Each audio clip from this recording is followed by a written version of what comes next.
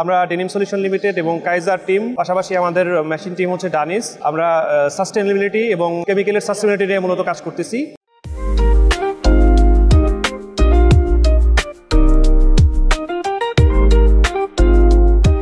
বাংলাদেশের ডেনিম জগতের যদি গেট টুগেদার বলা হয় এবং অল অফ দ্য এক্সপার্টিজের একটা মেলবন্ধন বলা চলে, সেটা হচ্ছে বাংলাদেশ ডেনিম এক্সপো। এবং বাংলাদেশ ডেনিম এক্সপোতে প্রতি বছরই আমরা 2বার মিলিত হই 2 দিনের জন্য।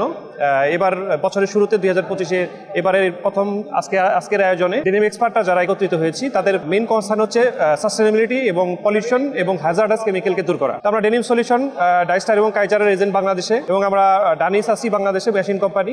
বেসিক্যালি আমরা কাজ করতেছি এই বছর হচ্ছে কেমিক্যালসে পরিবেশগত যে খারাপ দিকগুলো আছে সেগুলোকে অ্যাভয়েড করার জন্য আমরা পটাশিয়াম পারম্যাঙ্গানেট থেকে শুরু করে প্রিমিক্স স্টোন থেকে শুরু করে ওয়াটার কনজাম্পশন কিভাবে কমানো যায় সেই প্রসেসগুলো থেকে শুরু করে সবকিছু নিয়ে আমরা কাজ করতেছি। স্পেশালি আমরা ডেনিম সলিউশন কাইজারের 2টা প্রোডাক্ট নিয়ে কাজ করতেছি, যেটাকে আমরা গত 2 বছরে বলতে পারেন যে রেভলিউশনের বিষয়ে কাজ করছে। এবং if you think that last 2 years আমরা ডেনিম ওয়াশিংয়ে অলমোস্ট 50 to 60% স্টোনের ইউজেস কমিয়ে দিয়েছি। স্টোনটা বেসিক্যালি আপনারা জানেন যে এটা একটা ন্যাচারাল ওয়েলথ, সেই ন্যাচারাল ওয়েলথটাকে ইউজ করে বেসিক্যালি ওয়াশ করা হতো, এবং সেটার ইউজেসের কারণে আমাদের প্রাকৃতিকভাবে আমরা ক্ষতিগ্রস্ত হতাম। তো সেই কারণেই আমরা কিছু অল্টারনেটিভ ওয়ে তৈরি করেছি, যার মাধ্যমে পটাশিয়াম পারম্যাঙ্গানেট, যার মাধ্যমে প্রিমিক্স স্টোনটাকে আমরা রিমুভ করে প্রসেসগুলোকে কমপ্লিট করতে পারতেছি, এবং সেই প্রসেসের মাধ্যমে আমাদের সাস্টেনেবিলিটিটা বাড়তেছে।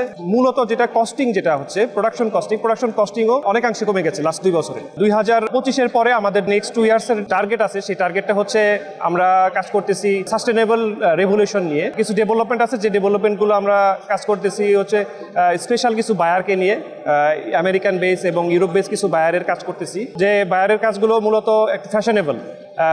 আজকে যে গার্মেন্টসগুলো আপনারা দেখতে পাচ্ছেন বেশিরভাগই হচ্ছে একটু fashionable work. It's depends on leather coating, but it's not leather, it's a sustainable way. যেভাবে আমরা আসলে কোটিংটাকে তুলে ধরতেছি, লেদার কোটিংটাকে তুলে ধরতেছি একটু ডিফারেন্ট ওয়েতে।